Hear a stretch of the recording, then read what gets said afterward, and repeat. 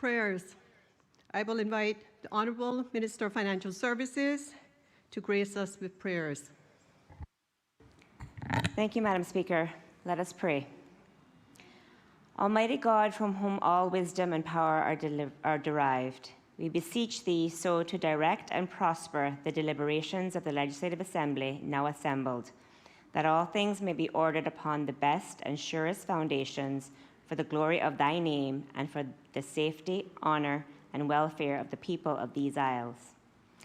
Bless our Sovereign Lady, Queen Elizabeth II, Philip, Duke of Edinburgh, Charles, Prince of Wales, and all the royal family. Give grace to all who exercise authority in our Commonwealth, that peace and happiness, truth and justice, religion and piety may be established among us. Especially we pray for the Governor of our islands, the Premier, the Speaker of the Legislative Assembly, the Leader of the Opposition, Ministers of Cabinet, ex officio members, members of the Legislative Assembly, Chief Justice, and members of the Judiciary, that we may be enabled faithfully to perform the responsible duties of our high office. All this we ask for Thy great name's sake. Let us say the Lord's Prayer together. Our Father, who art in heaven, hallowed be Thy name. Thy kingdom come. Thy will be done on earth as it is in heaven.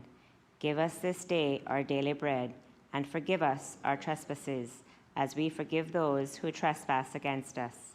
Lead us not into temptation, but deliver us from evil.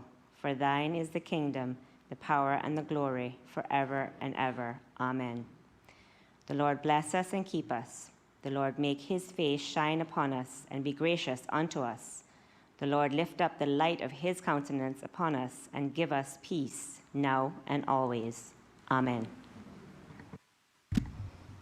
Please be seated. Proceedings are resumed.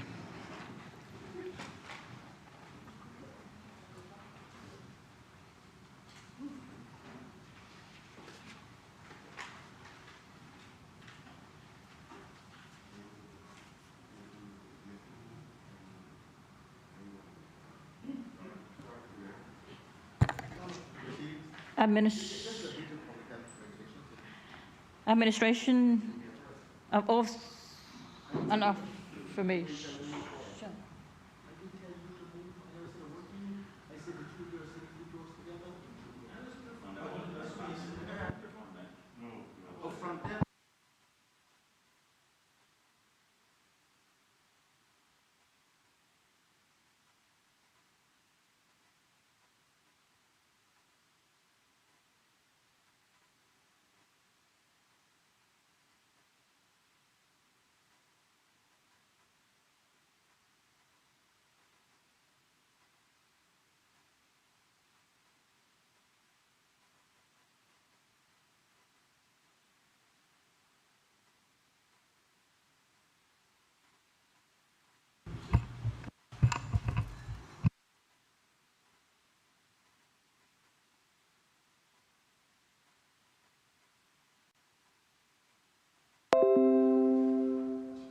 Administration of oaths or affirmations?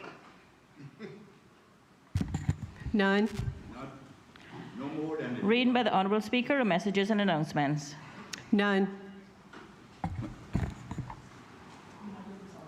No. Miss. I call on the Honourable Leader of the Opposition. Madam Deputy Speaker, I wish to bring to the attention of the Chair certain procedural concerns that we have. But I will be guided by the Chair whether we do it between these two businesses or later on after between 6 and 7, which is questions to honourable ministers and members of the Cabinet. I'll be guided by the Chair.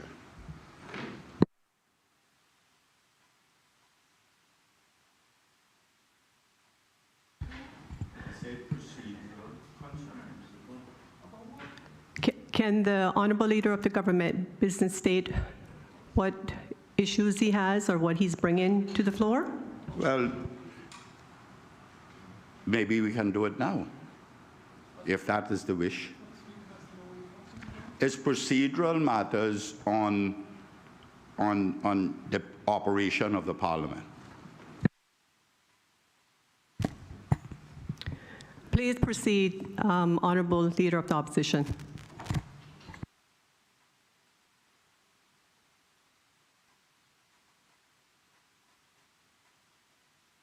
Thank you, Madam Deputy Speaker. I rise to inquire into why private members' business was not allowed to be heard at this meeting of this legislature. Standing orders allow members to ask questions and propose motions to be dealt with at every meeting of this honorable House. It is a right afforded to every member who are not members of cabinet. Madam Deputy Speaker, it is an important part of members' responsibility as representatives. And in this case, it has not been afforded to members. The question is why?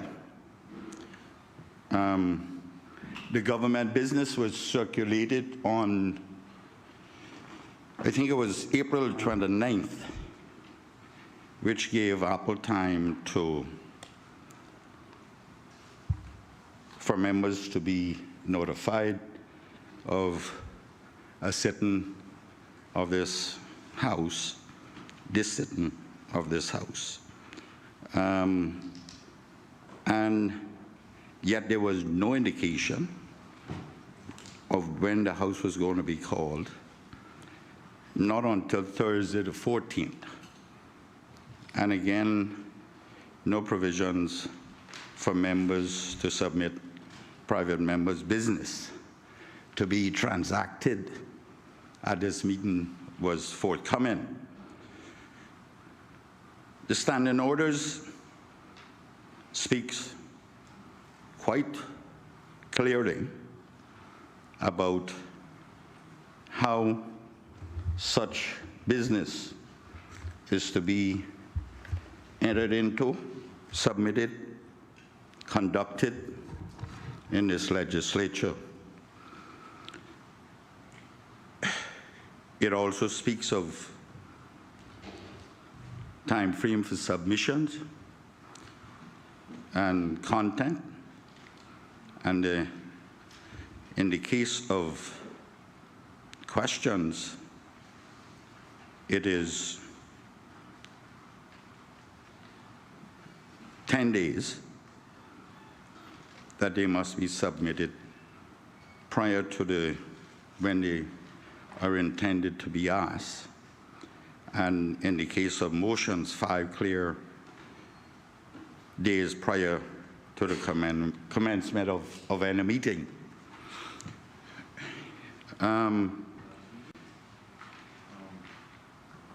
Madam Deputy Speaker, indeed it is also, provisions are also made in the Constitution for such. One moment. And Section 71 of the Constitution is subheaded standing orders and committees, and subsection 2 says, subsection 1 is the directive as to making standing orders, and it must be made. May from time to time make, amend, and revoke standing orders. But subsection 2 is the relevant section here. And it says, standing orders must provide for fair procedures, adequate notice of bills and motions, and a sufficient opportunity for members of the Legislative Assembly, open bracket, including opposition members, close bracket, to speak and otherwise participate in the proceedings of the Assembly. Now, Madam Deputy Speaker, that is very important because that allows members to conduct the business of their constituents. And there must be fairness and equality exercised. Now, I know the government may very well say these are urgent matters, but we had an urgent matter for COVID, and we made a commitment on this side that we would not expect, or we were not going to transact business or try to transact business because of that kind of emergency. But as soon as a deputy speaker was put in place, which would put us back to our regular ability to hold meetings, then we would revert to the understanding that we would conduct business as well, or submit business to be conducted as well. Madam Deputy Speaker, we operate in a constitutional democracy. We don't operate in a parliamentary democracy. And as such, a constitution always being written, the Constitution must be adhered to. We do not, this country, unlike other countries that operate in a state of totalitarianism where does not accept opposition. That's not what we're in. We're in a parliamentary democracy. Therefore, we must follow the Constitution. And we operate in a constitutional democracy, so we must follow the Constitution. And as such, we have the opposition, in our view, has now been, and I speak for everyone on this side, has now been truncated and not able to carry out the business of their constituents. The old cliche that government must have its way, but opposition must not be prevented from having its say is alive and well. Erskine May speaks extensively about the purpose of Parliament and how it is organized, and it clearly states that the government will dominate Parliament time, but at least one day must be set aside for opposition. In many parliaments, those are big oppositions. Madam Deputy Speaker, this is precisely why members on this honorable side had concerns and fears of the changes to the Constitution, because their view was, if we're not operating the Constitution as is, why try to get devolved power, more devolved power? Will it be worse? Those were the challenges that I had on this side. And my here today is, if we are not going to operate the Constitution as is, it is sad. But, Madam Deputy Speaker, it's an indictment on all of us. We must all be prepared to respect the rules of fairness and equality, especially in this House, or it sends the wrong message. Is it any wonder that people do not respect the members of this House nor its proceedings? Madam Deputy Speaker, I have a responsibility to question the veracity of the government's action and indeed their inactions. That happens to be why I'm here and why all of us are here, to keep the government accountable. And this is part of that process. The government cannot, should not, come to this honorable House and conduct their business only. The opposition must be given the right, at least the opportunity, to submit business to be transacted, or it is of their choice, of their choosing, not to do so. When we did the COVID-19 stuff, the Premier and I discussed it, and I made a commitment to him that I would not do any such thing, and a commitment on behalf of the members of the opposition that we would not do it. I questioned him on Thursday when he called me about this meeting as to what kind of time frame we had to submit business and where was the notification. And the Premier quite rightly conceded that there should be, that we would have to consider that. Madam Deputy Speaker, no such thing happened. The clerk did not, in her letter to us, notified us that the Speaker, the Honorable McKeever Bush, had instructed her. Now, that is another matter, the Speaker being on a leave of absence. Right or wrongly, and there has been questions surrounding the legality of that, yet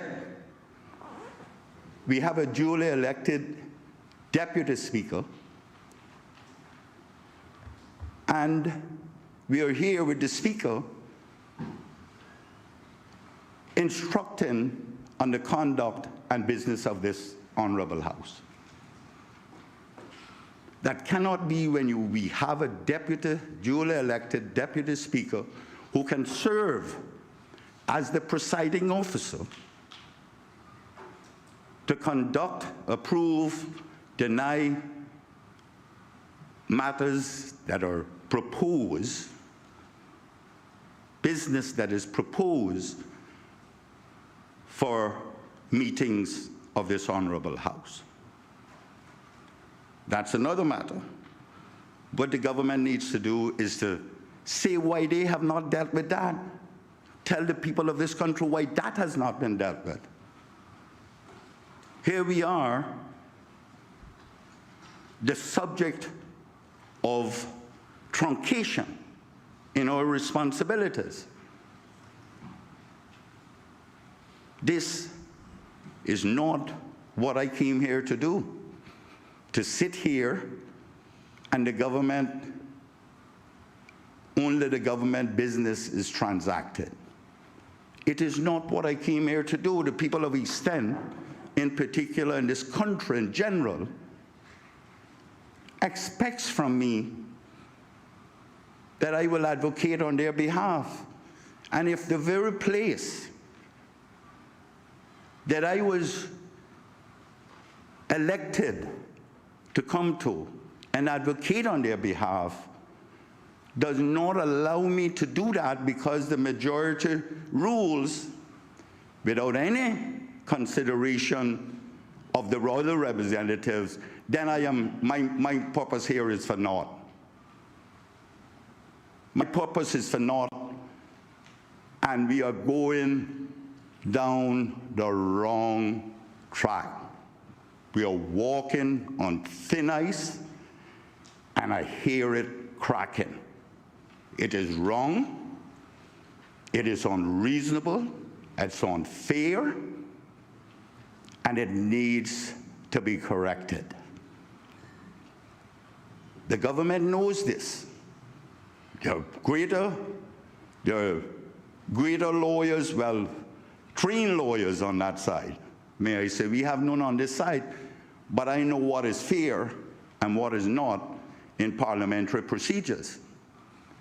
And I can read the Constitution and the standing orders, which I am very versed on. Mr. Speaker, Madam Deputy Speaker,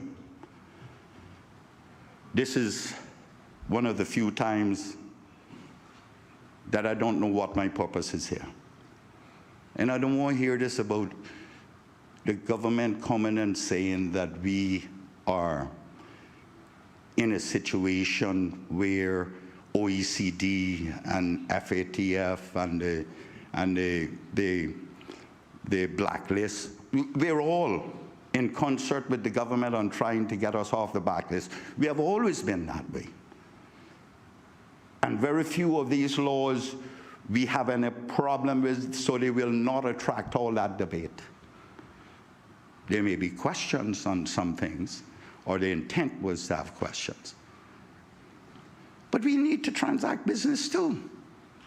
And we cannot use these excuses that it's OECD, FATF, EU, that is pushing us to have a quick meeting. Madam Deputy Speaker, these things would circulate to us on the 29th, as I said. We know when they're gazetted. We know there is no urgency to come down with an emergency meeting, so we let it run its course for the 21-day requirement by the Constitution. We could have set the meeting for this. We could have set the date for this meeting on the 29th of last month, which would have given us adequate time to prepare ourselves and submit business that we wanted transacted here. Madam Deputy Speaker, I am disappointed, I'm concerned, and I thought it was not only from a moral responsibility, but certainly a parliamentary responsibility that I have, and a representative responsibility that I have, that I had to bring this to the attention of the chair and of this honorable House. And it needs to be corrected, and I will be guided by the chair, but this needs to be corrected wherever that responsibility lies, because there have been instances where the time, the 5 days and 10 days that I spoke of, that is required, that time frame, has been waived. Legally or not, it has been waived, because no one other than this House can suspend standing orders. Standing orders can only be suspended with the approval of this House. Therefore, the legality of that is in question too, but it has been done before. And I don't want anybody to get up here and say it hasn't been done, because they know I have documentation. So let's not embarrass ourselves today. I thank you, Madam Deputy Speaker.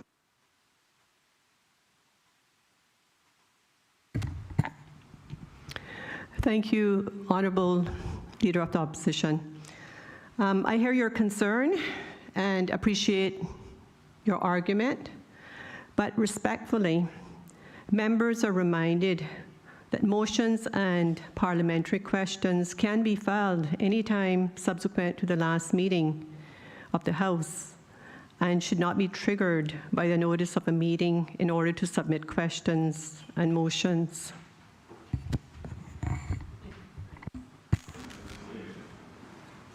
Madam Chair, without questioning your position or bringing the chair into disrepute, I would respectfully say that this honorable House and any legislature is founded on rules and conventions. The convention of this House is, the rules are that we must be notified with adequate time to meet that 10-day and 5-day threshold. So let me say that there are many pieces of business that could have gone on this committee, on this meeting, business paper, from private members that were carried over for quite some time. Number two is that it is customary, convention, that when these things, meetings are announced, that the additional work is finalized and submitted. That is how we have operated in my almost 20 years. Now, in addition to that, it is my understanding that it is being said that these things have never happened during this session, meaning 2017 until 2021. Madam Deputy Speaker, with your permission, may I read correspondence from this office on Friday, December the 7th, 2018 at 1:13 p.m. entitled, Third meeting of the Legislative Assembly commencing Monday the 17th of November 2018. Dear honorable members, please see attached letter for the commencement of the third meeting of the 2018/2019 session of the Legislative Assembly, Monday, 17th December 2018 at 10 a.m.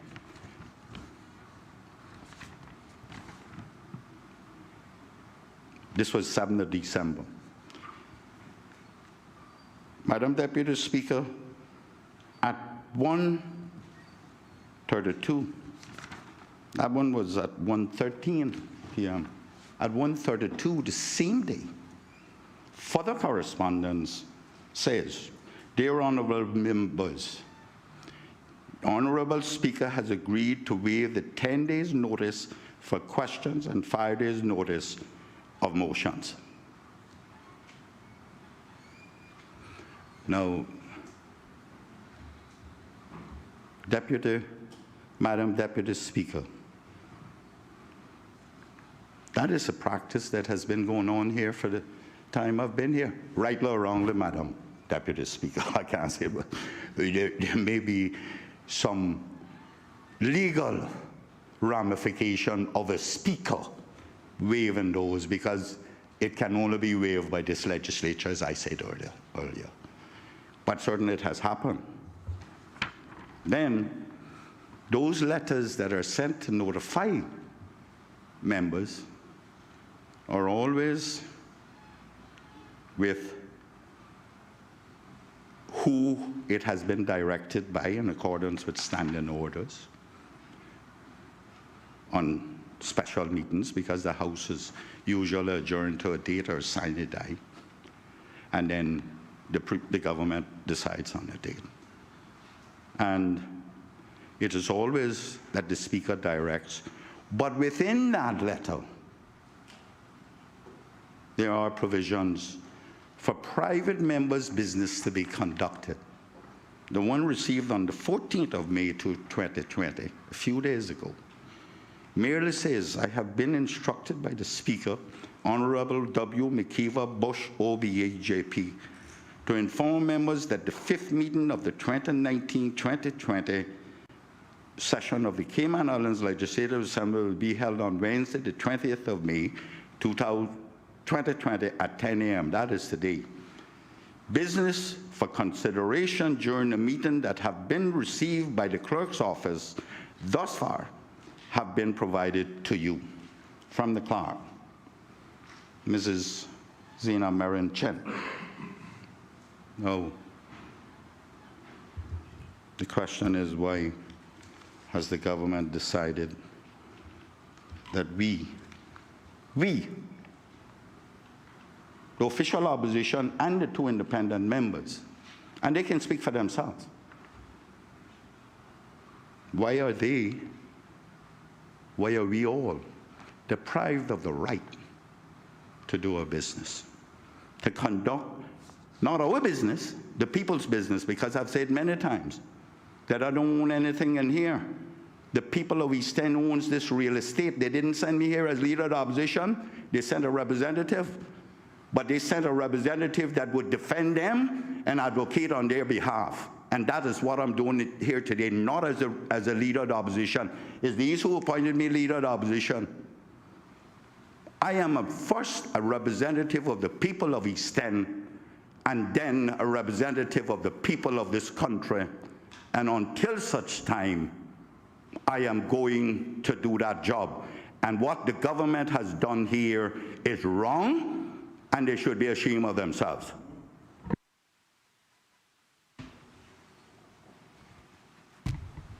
Member for Georgetown Central. Morning, Madam Deputy Speaker.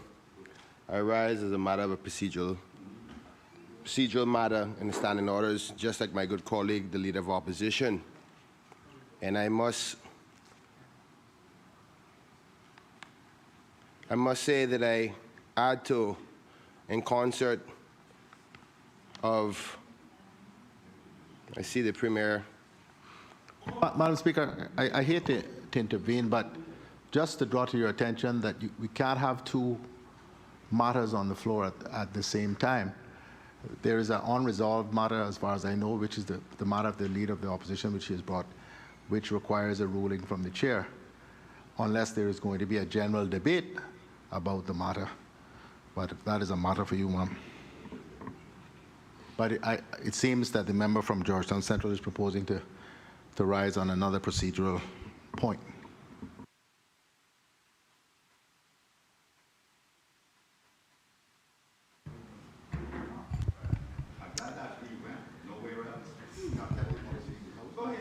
So, Honourable Leader of the Opposition, your observations have been taken. We've considered those, and going forward, I pledge that we will give you ample notice in terms of when meetings are held. Thank you, Madam Deputy Speaker. Can you explain what we're going to do about this one?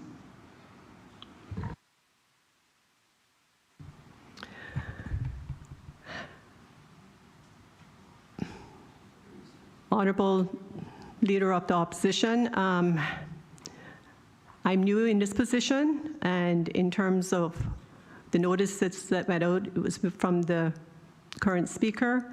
So I really cannot give an undertaking on what actually occurred prior to me sitting in this chair.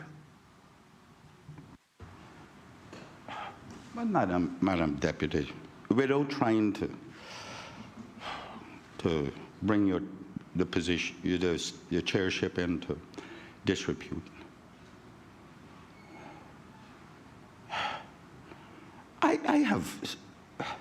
I have explained extensively that the title speaker is but a nomenclature in this parliament. You will only find that in one or two places in the standing orders and in the Constitution. The key is the presiding officer.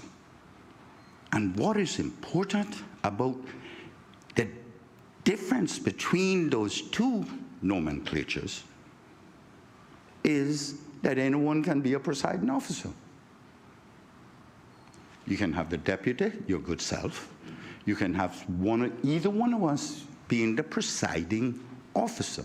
And the presiding officer has the authority and the wherewithal and the right to receive that. So I want to know how a speaker who is sitting someplace in Wonderland or in absence, leave of absence, which incidentally have not been approved by this House nor notified, this House been notified, how can that speaker, who was elected under Section 65 of the Constitution, be directing the House? That's my concern. If we have a presiding officer, which just happens to be your good self in the name of the deputy speaker, presiding, and someone else directing this honorable House, that's not how it works. That's not how it works.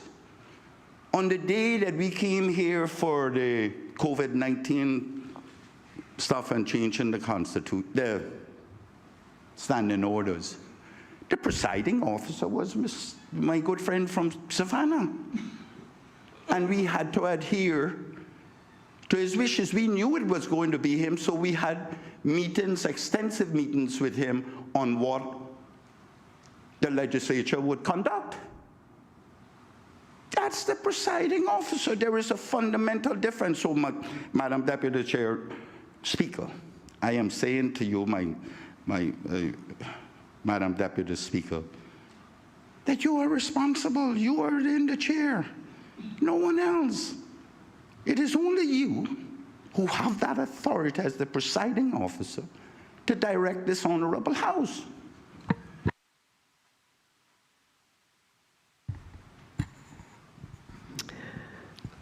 Madam Chair. Member for Georgetown Central. Thank you, Madam Deputy Chair. I ask your leeway in sharing my independent position in respect to the topic the good leader of opposition just highlighted.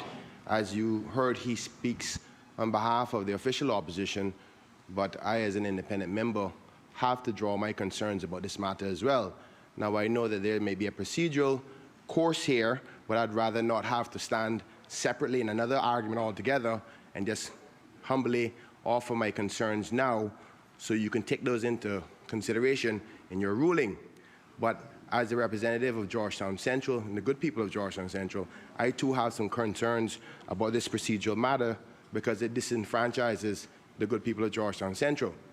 And Madam Speaker, if you give me that leeway, I'll take 5 minutes just to draw my concerns, and then you can make your ruling afterwards.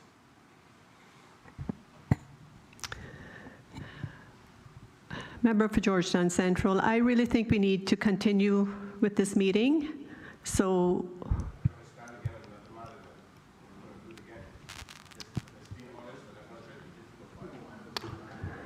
Madam Clerk, please continue with next item of business.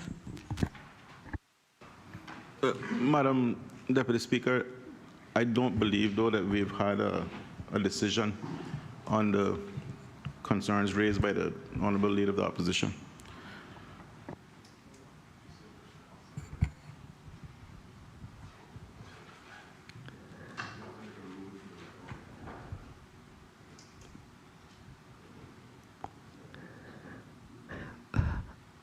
Well, the ruling I have made is from here on in, if I am in this chair as the Deputy Speaker, I will be approving all business going forward.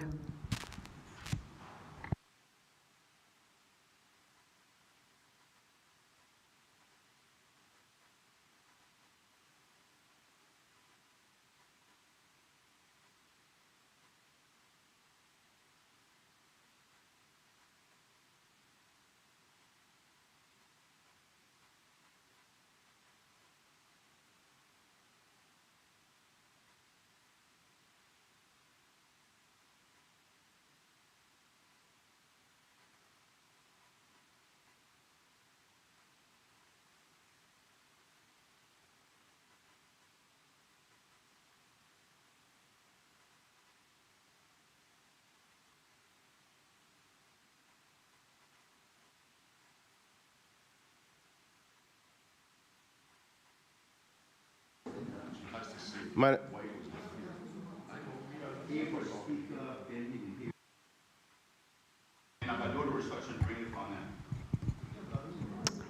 No, absolutely. I quoted Member for Georgetown Central. Thank you, Deputy Madam Chair. In respect to your ruling, just for clarity, are you suggesting that the procedures were not done by yourself for this sitting of this House? As the presiding officer?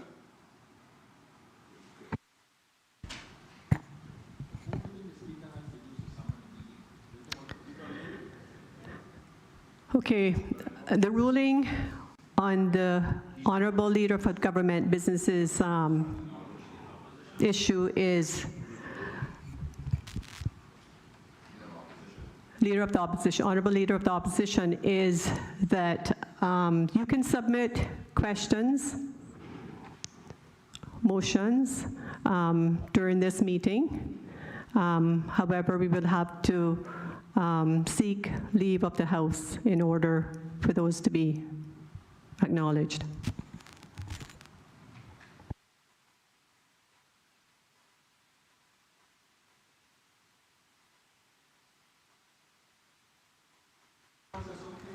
Madam Deputy Chair, 9 standing order, 9 of our standing orders says, and I read 1 to 4, if during an adjournment of the House it is presented by the government to the presiding officer, not Speaker, presiding officer, that the public interest requires that the House should meet on an earlier day than that to which it stands adjourned, the presiding officer may direct accordingly. The Premier, and I pause there, the Premier adjourned this House last month, sine die, whichever way we pronounce that. So he is now asking for another meeting. If that was sine die, is for a date to be set. So that could have been 3 months down the road, but he's now asking for a meeting. 2, every direction under paragraph 1 shall be in writing, signed by the presiding officer, bear the date upon which it is given to the clerk, and specify the business to be transacted at the meeting to which it relates. 3, forthwith, upon receipt of any direction under paragraph 1 and 2, the clerk shall inform every member, personally, if practicable, of the time appointed by the presiding officer for the holding of the special meeting and of the business to be transacted thereat. 4, except for the leave of the House, no business other than the business specified in the direction under paragraph 1 or 2 shall be transacted at any special meeting. Understood? And it's not a special meeting. But the Premier, weeks ago, or maybe 2 weeks ago, announced that the Speaker would not be sitting in this legislature until certain matters had been resolved. So we know it is an automatic default to the Deputy Speaker to sit, who was duly elected by this House, rightly or wrongly, by the majority of this House on the 24th or something like that of last month. We know exactly who the presiding officer is going to be today. Therefore, all direction should have come from the Deputy Speaker of this legislature on the 14th day of May 2020. All directions, all instructions, all approvals, and all business, because it must first be approved by the presiding officer. You're saying this meeting is illegal? If it is that the Speaker who is absent approve the works of this House, the business of this House, I don't know if we cannot question the legality of it, but certainly I can say that it shouldn't have been him or her, whomever that may be.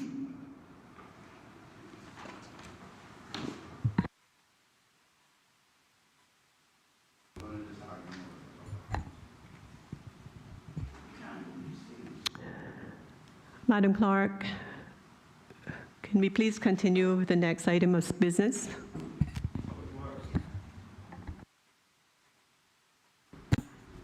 Presentation of petitions.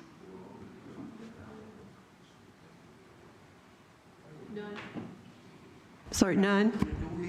Presentation of papers and of reports. Report of the Standing Business Committee, third meeting of the 2019-2020 session of the Cayman Islands Legislative Assembly. Report of the Standing Business Committee, fourth meeting of the 1920 session of the Legislative Assembly, to be moved by the Honourable Premier. Honourable Premier.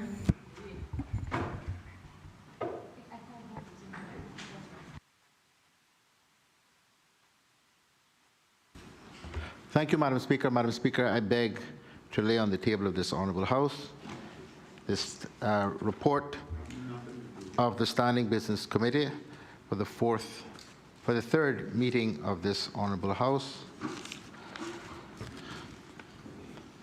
of the 2019-2020 session of the Legislative Assembly, and likewise to lay on the table of this Honourable House the report of the Standing Business Committee for the fourth meeting of the 2019-2020 session of the Legislative Assembly.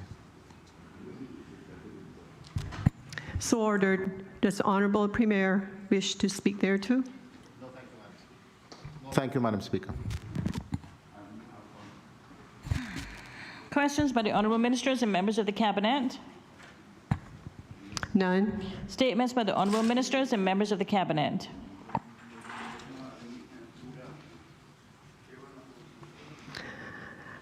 I've given leave to the Honourable Minister of Financial Services to make a statement.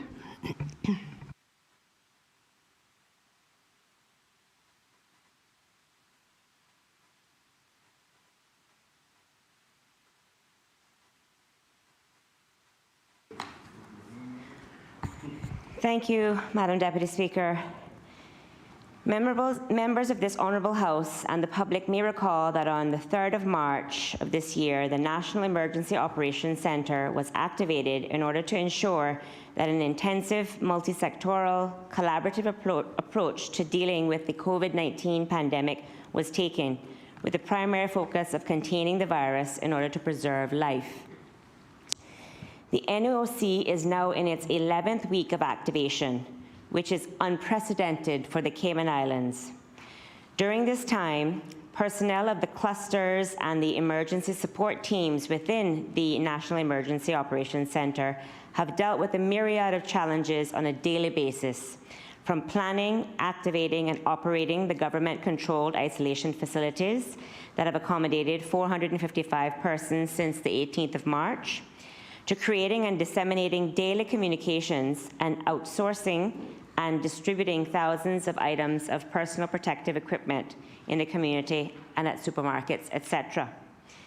The tireless efforts of these teams, which includes the HSA,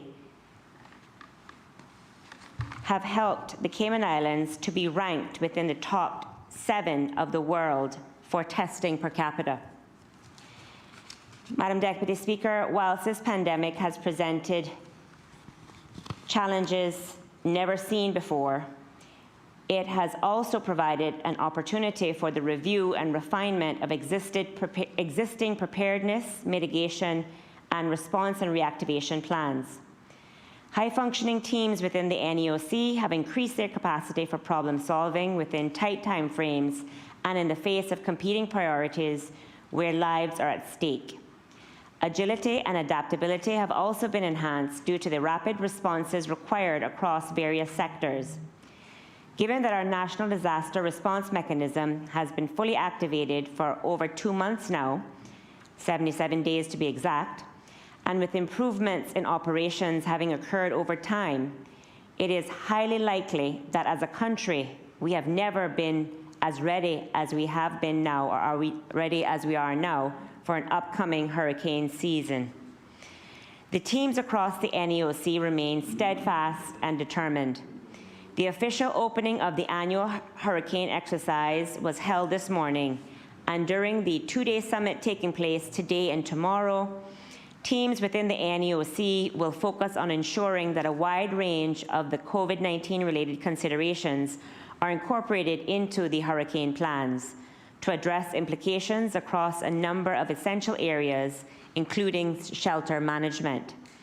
Scenario stress tests will be tackled by the emergency support teams within the NEOC to facilitate this process and to evaluate their overall readiness for hurricane season ahead. In closing, Madam Deputy Speaker, on behalf of the government, I wish to thank everyone from the various ministries, departments, SAGCs, and private sector entities that have been working collaboratively with the Health Services Authority, the Hazard Management Cayman Islands, and all our first response agencies to deal with the COVID-19 pandemic, and in doing so, performing to the highest standards expected of a world-class civil service. I also wish to thank the Honourable Deputy Governor, those in the Governor's Office, and members of the UK SAT team for their ongoing support. As a government and civil service, we are doing our part, and we should be proud of what has been achieved to date. Whilst the seasonal forecast projects that this will be an active hurricane season, I'm confident that the lessons learned and enhanced ways of working that have been attained over the last few months will stand us in good stead and enable us to effectively deal with any threats that lie ahead in the upcoming hurricane season. Thank you, Madam Chair.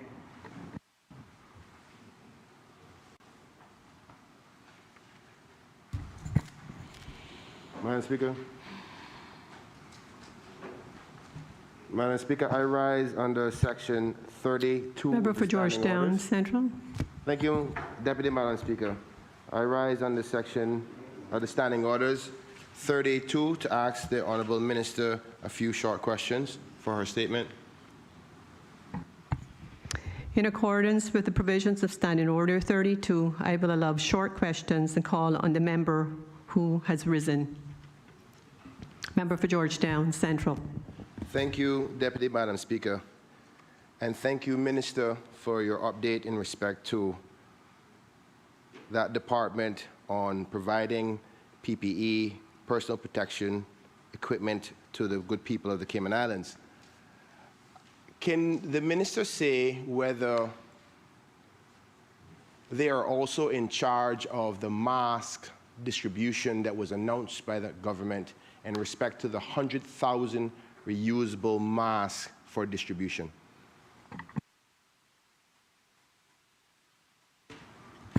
Thank you, Madam Speaker, through you, The NEOC, as I indicated and has been indicated, I think on a number of occasions, is responsible for coordinating the logistics across all of the various government departments to ensure a seamless operation. I understand that the distribution has been taking place through the various community officers, as well as I said, being distributed at the supermarkets. But again, the individuals involved are cross-sectoral from my understanding. Through you, Member for Georgetown Central. thank you. Through you, Madam Deputy, can the minister say exactly how the process is being done with the 100,000 reusable masks is being allocated to? I understand that the police officers are distributing, and I'm grateful for the police department because I've been out with them myself. But the reason for the questioning is it seems as if the members of this honorable house haven't had access to be able to get masks to distribute as well. I would have to go through the police department and actually walk with them as opposed to acquire some and then make sure they're handed out. So I'm asking, what is the procedural matters in respect to who's giving them out, why was it decided that way, as opposed to the previous decision by the Honorable Minister of Health, where each member was given, up to, as far as I'm aware, 2,000 disposable masks. But now that we have the better quality reusable masks, that approach is not being done. And I understand that NAOC is the ones in charge of that decision. So the question is, why weren't the members involved, just like previously with the single-use mask?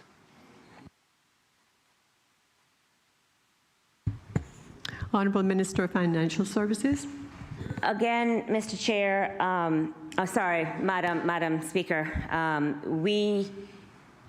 the NEOC as the coordinating mechanism within the civil service is charged with the responsibility of doing just that.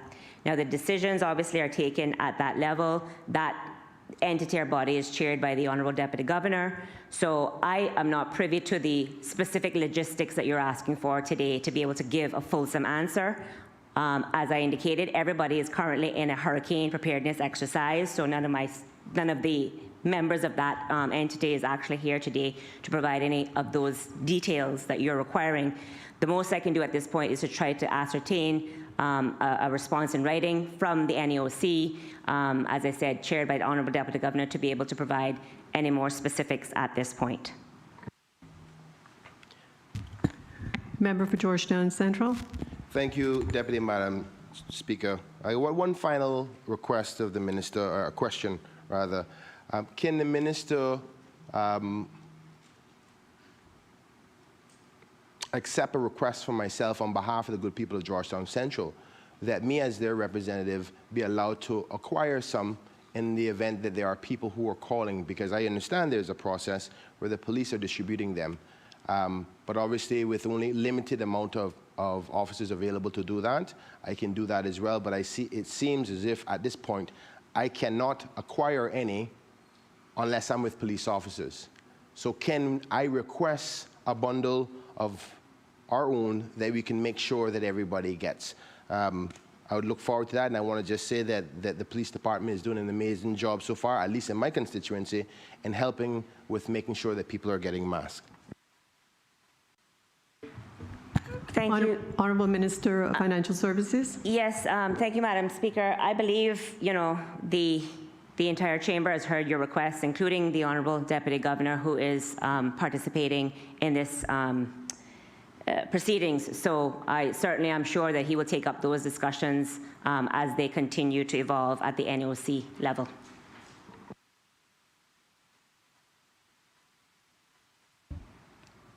Personal explanations. None. Obituary and other ceremonial speeches.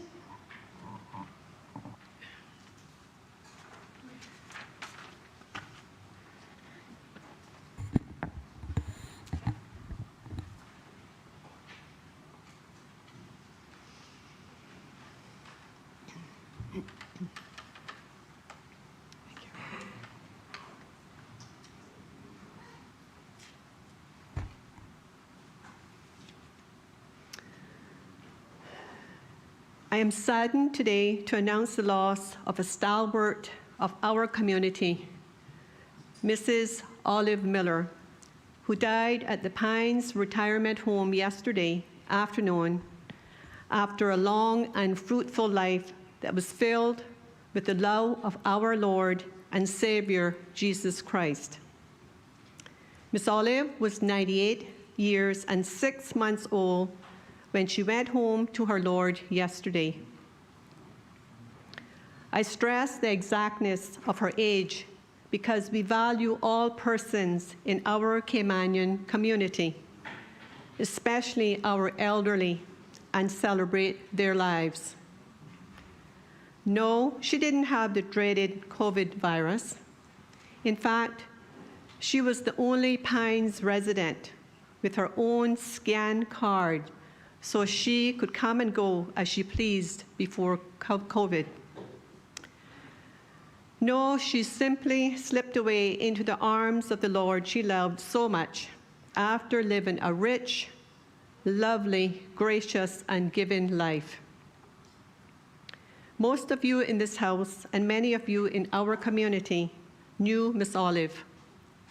She came here in 1946 after sailing from England to Jamaica as a missionary youth worker for the Church of Scotland. She answered the call of the local Presbyterian Church for a mission worker here at what would become her home for the remainder of her life. In 1949, she became a teacher at the Cayman High School while working on the weekends with district churches. It was here that she met and fell in love with Ray Miller, who incidentally was my cousin. They married and raised a happy family here on Grand Cayman. Miss Olive saw many hardships in her life, including the passing of her husband and son, but she never took her eyes off her mission to her community and the people of the Cayman Islands. Her impact on our community has been immense. She has been described as our own Mother Teresa. I won't be long, but I do want to highlight some of her contributions to our community. We can thank her for the Girls Brigade and her service as Vice Patron of Brigade International. We owe her gratitude for the mid-1960s establishment of the country's first newspaper, and she was the very first government information officer. In 1982, she was seconded as a government youth community worker with the then National Council of Social Services, known now as the National Council of Voluntary Organizations, or NCVO. She remained with the group organizing programs and facilities such as the Pines Retirement Home, Pines Villas, Caring Cousins Scheme, and the Nadine Andreas Children's Center. She was a Justice of the Peace and served in juvenile court and chairperson of the bench. In 1980, she founded the Pink Ladies Volunteer Corp, as well as the first annual Glamorous Granny competition in 1994. And some 40 years after receiving the Order of the British Empire honor in 1978, she was named an Office of the British Empire for her lifelong community service to our beloved Cayman Islands. When asked in countless interviews about her motivations, her answer was simple. Of all the things I have done, in my opinion, it is about God. It is because God sent me to do a job. Miss Olive passed peacefully on Tuesday, the 19th of May, 2020, at the retirement home she had a major hand in founding. I visited her daughter, Catherine, yesterday, and I asked her what she wanted me to relate about the best thing to remember about her mother. Catherine said, Miss Olive had a wonderful life, and that the only things she never did were bungee jump and jump out of an airplane. Hers was a wonderful life indeed, and I thank God for the opportunity to have known Miss Olive and learned from her.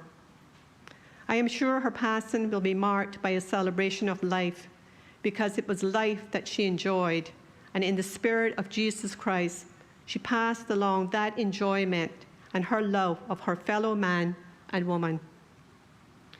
I leave you with this.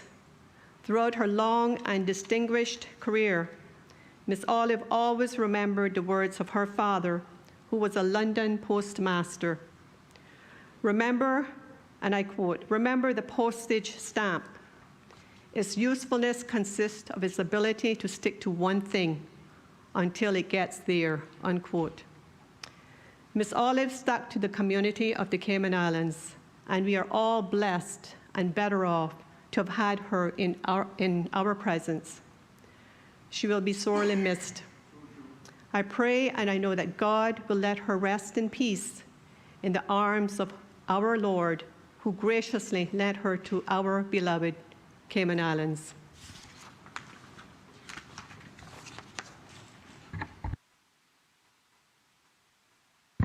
Honorable Premier. Thank you, Madam Speaker, for that most fitting obituary to a woman who can only be described as an absolute institution and an icon in these islands. Madam Speaker, this morning before Parliament began, I instructed the Cabinet Secretary to direct the Protocol Office to have all government buildings fly the Cayman flag at half-mast today in honor of Miss Olive. Madam Speaker, not only is Miss Olive, through her late husband, related to your good self, but also to the honourable member for Northside. Her late husband was his uncle, and so she is very near and dear to many, if not all of us in this house. I personally have known her for as long as I can remember, ever since I came to knowledge. She was but 24 when she arrived here in 1946 and spent the remainder of her life here. My earliest memories of her were in Sunday school, the Emsley Memorial Church, United Church, what became the United Church of Jamaica and Grand Cayman, but that particular arm of it, and the incredible role that she played there as Sunday school teacher, as some of everything. And she was also the leader, without question, because she had been behind the establishment of the Girl Guildry, which was a bit before my time, but when I recall, it had become the Girls Brigade. In those days, just about every boy went to Cub Scouts and Sea Scouts, and every girl went to Girls Brigade. And so both of my sisters came right through Girls Brigade under the leadership of Miss Olive. And she really was, as I said before, an absolute institution. She was involved in so many things in this community through government, her work with what was then called NCSS, the National Council of Social Services, which evolved to become the National Council of Voluntary Organization. Incredible work that she did there, the establishment of the Pink Ladies, the establishment of the Pines. She was not the only one, but she was a key member and driving force behind the development of the Pines. I do remember her saying in one of the many meetings that I was in my younger days that her only regret about the Pines was the use of that name. She said, "Pines, it reminds me of a pine box." She didn't like that part of it, I remember distinctly. And in latter years, she was still very much a part of the community. a real, as my sister Debbie always called her, a real social butterfly at every event that she could possibly get to, lending her advice, her guidance, her good cheer, her good counsel, and her love of life and love of people and love of God. And she was a very strong supporter of me, personally, because she's known me all my life, in my life in politics, and not once or twice, but a number of times, she chided me for various things that she thought I had not done correctly, or things I said that I ought not to have said. But there was never any question in my mind that she was a strong supporter of mine. She attended just about every Christmas party that the People's Progressive movement hosted.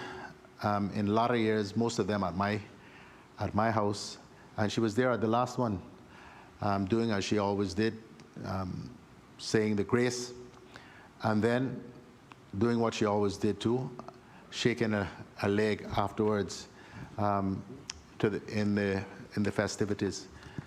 So, as you have quite eloquently and ably said, Madam Speaker, she lived a long, fruitful, incredibly productive life, full of love, happiness, yes, lots of tears as well, as you've alluded to.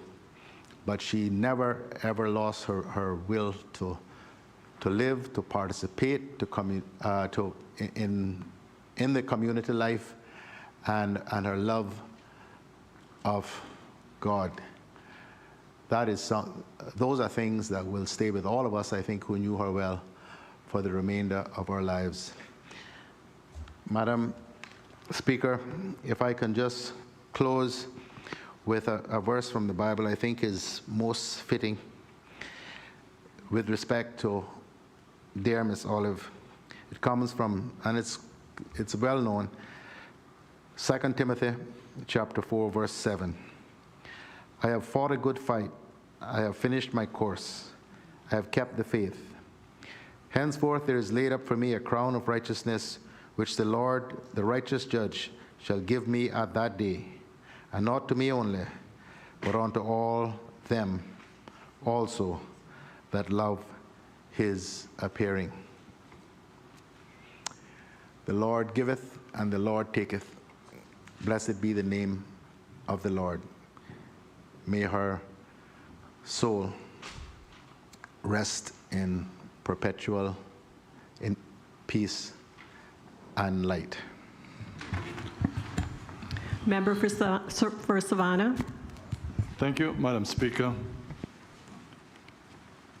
I too would like to, on behalf of the Leader of the Opposition and my colleagues, acknowledge and not only refer to her as a wonderful person, but a great person that has came to these islands. Just to give her relativity, I was 1 year old when she came here. So it gives you an idea how long she's been here. I want to take this opportunity to extend to the family, Catherine, or my colleague from Northside, Mr. Miller, our deepest sympathies. And Cayman has lost a wonderful human being. Anything to deal with Cayman and the development of its social structure, you could always count on Miss Olive to be there. As the Premier said, it was so wonderful to see her at any of the functions that the PPM had back in those days. She was always there. And anything else that would enhance the Cayman Islands. There was also a student of hers. She taught me history. I think that was the only subject that I got a GCE pass in. I was honored to have been a sponsor and to walk up with her to receive her OBE, Officer of the British Empire, official officer. She was always gracious, always, and as the Premier said, she was not afraid to correct and point you if she had her opinion about something. She will certainly be missed. The tremendous help she was with the Pink Ladies when they were running the canteen when I was Minister of Health. She will be missed, and I wish the family the strength to deal with losing someone of her magnitude, of how she came to these islands and came up and raised up here as one of us Caymanians. May her soul rest in peace and light perpetual shine upon her. Honorable Minister of Health. Thank you, Deputy Madam Speaker. I rise to add my contribution on this sad passing of our cultural icon, Mrs. Olive Miller. I saw her a few months ago at the museum. She always attends all their events, and she was full of life. Miss Olive was effective and well known in every district in the area, especially Girls Brigade, and taught Girls Brigade at the Bodentown Town Hall. And just today, once we heard of the passing, I saw the comments around from members of my Bodentown East constituency of saying how she impacted their lives in such a positive way. We are grateful Ms. Olive chose Cayman to spend the last 74 years of her life. I am also a member of the United Church, and I thank her for her service to this country. I want to publicly add my condolences to the family, and may her soul rest in peace. Thank you.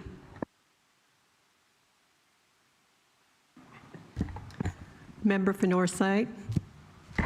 Thank you, Madam Speaker, afford me the opportunity to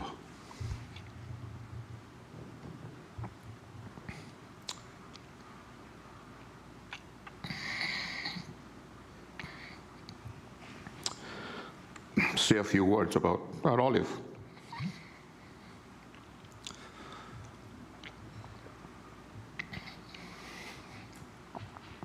Aunt Olive was a special lady. She lived a full and complete life. She lived life to the fullest. She enjoyed her life. And she never missed an opportunity to celebrate her life. Her greatest joy in life, however, was the opportunities and the occasions that she helped other people. Her footprints will forever be clearly marked in the social, economic development of the Cayman Islands. From her arrival in the Cayman Islands up to her death, she never missed an opportunity to help others less fortunate. In fact, on many occasions, she was the person who created those opportunities.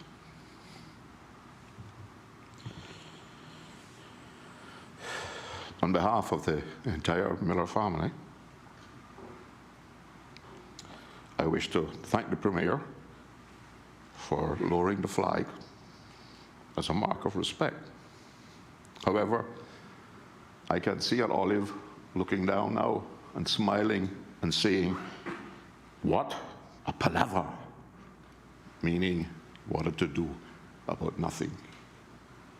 Because none of the things that she did was for self-gratification or public acknowledgement. They were truly, truly altruistic. And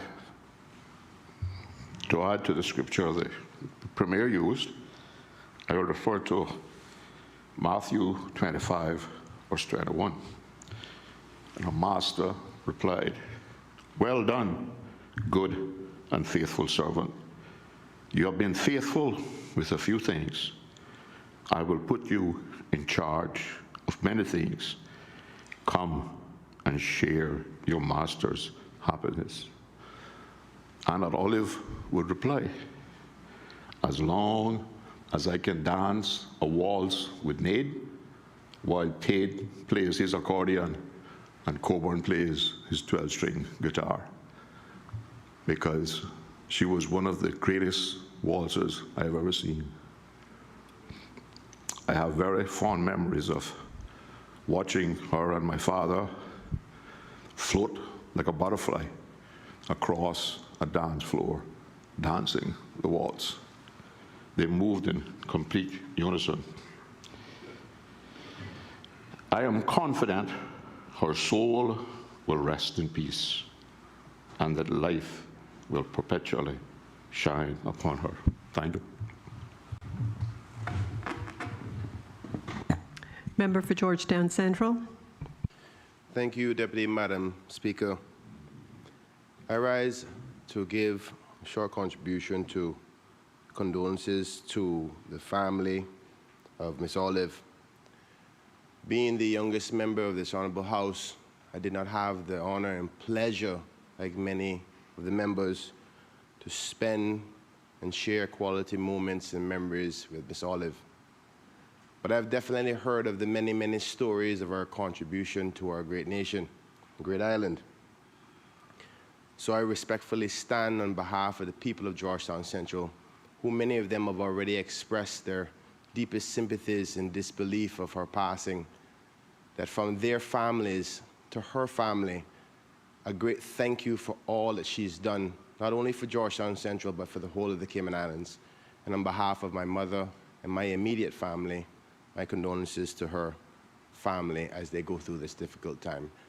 But I know that the Cayman Islands is grateful to have had her in this country and what she's done.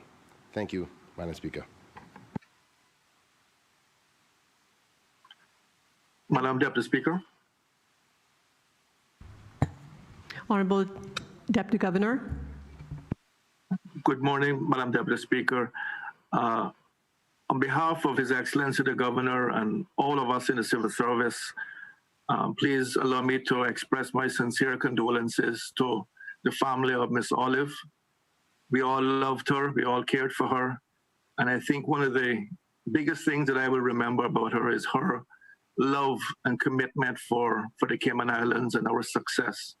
So God bless her and her family, and we wish them well. Thank you.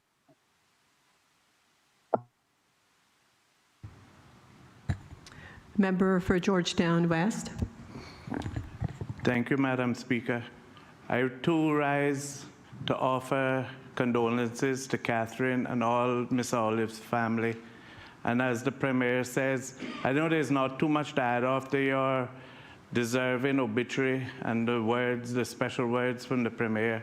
But as the Premier says, as far back as I can remember, we've known Miss Olive because going to prep school, and that was many years ago, one of our best friends was the late son, Nigel.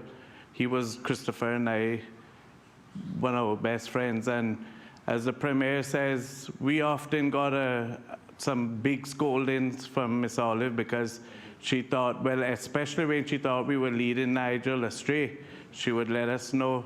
But on behalf of my family, I just want to offer deepest condolences to Miss Olive family. And also, as the Premier says, Christopher and I always are present at the Christmas PPM, Christmas family seniors party.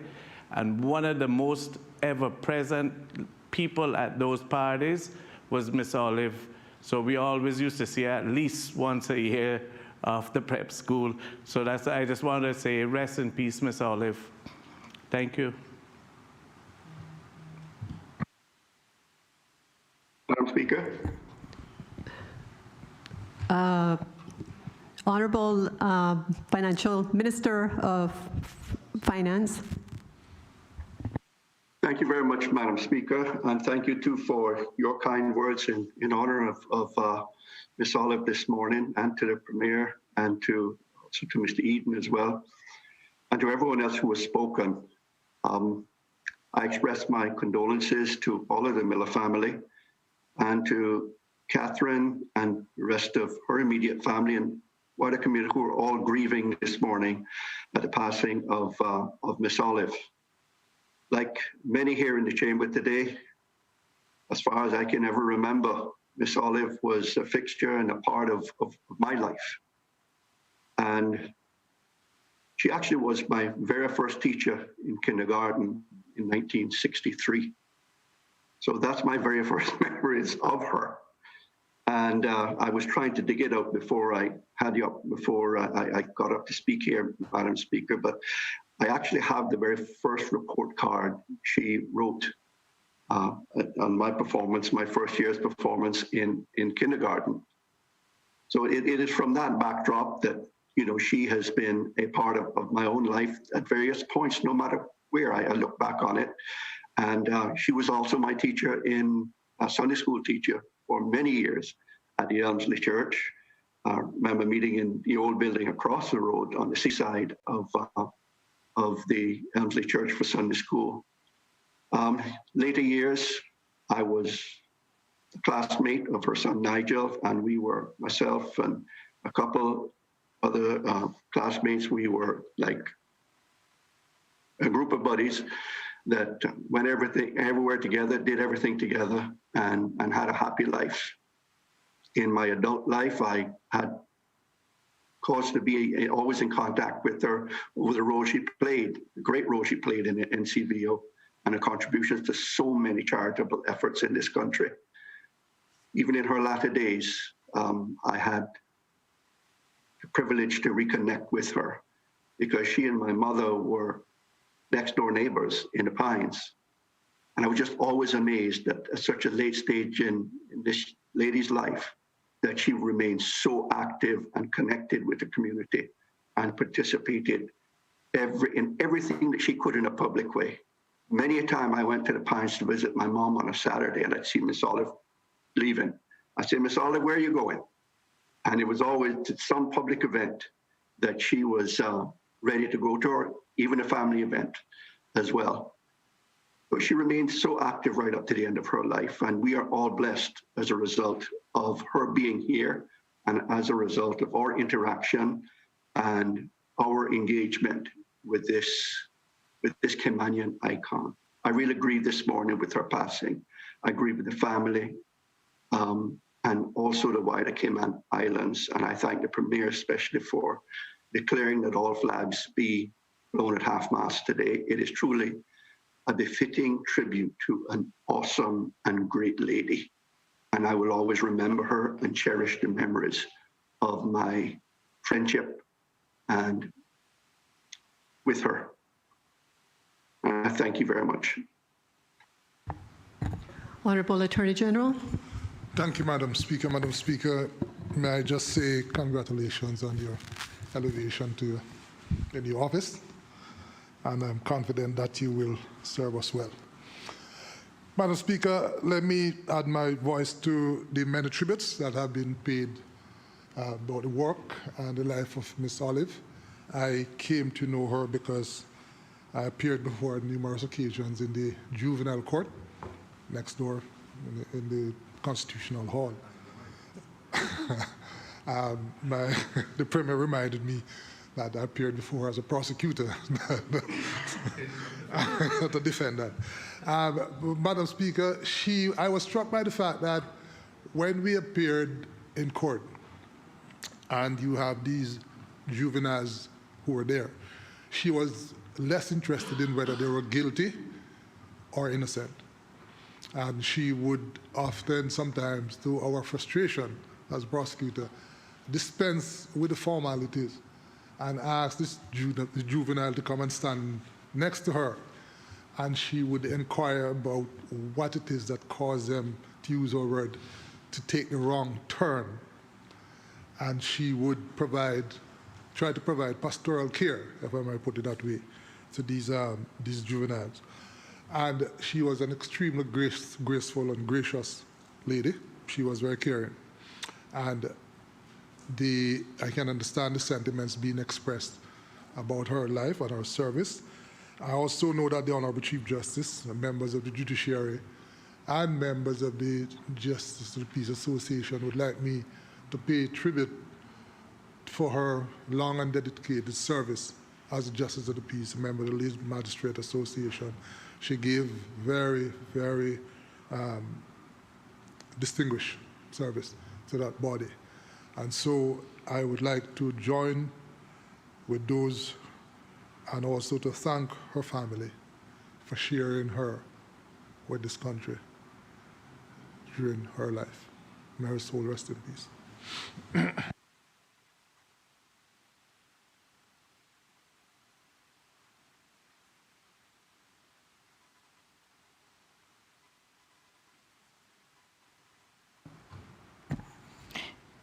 Raising a matter of privileges? None.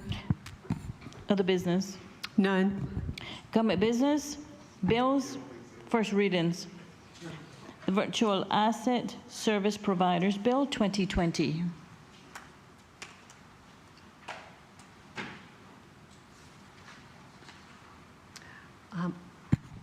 Honorable Minister of Financial. It's been read first time, set down for second reading. Okay. The bill has been deemed to have been read a first time and set down for second reading. Monetary Authority Amendment Number 2 Bill 2020. The bill has been deemed to have been read a first time and set down for second reading.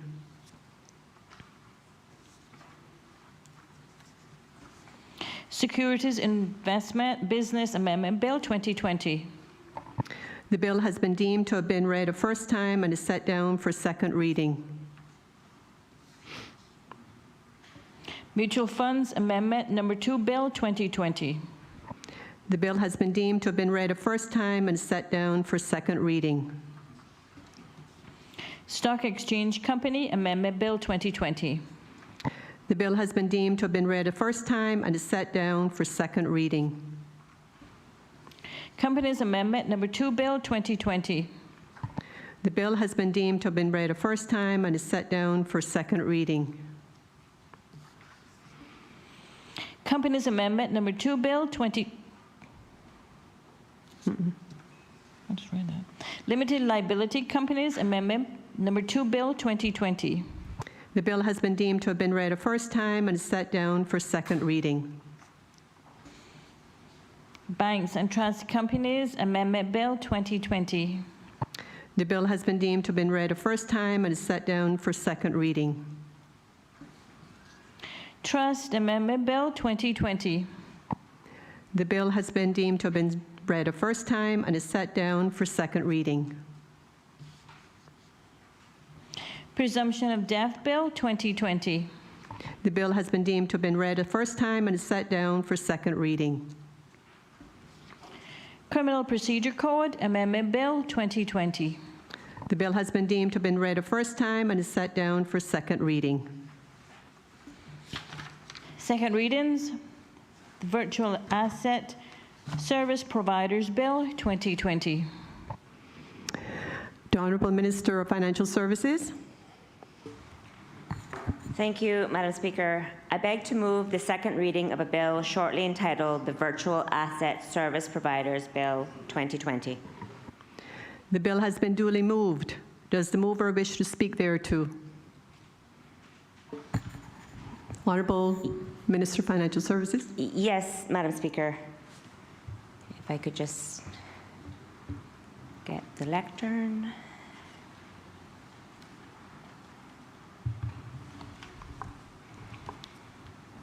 Madam Speaker, I rise to present the bill on behalf of the government. It is a bill that seeks to put in place a regulatory framework for the conduct of virtual asset business in the Cayman Islands and for the registration and licensing of persons who are providing virtual asset services.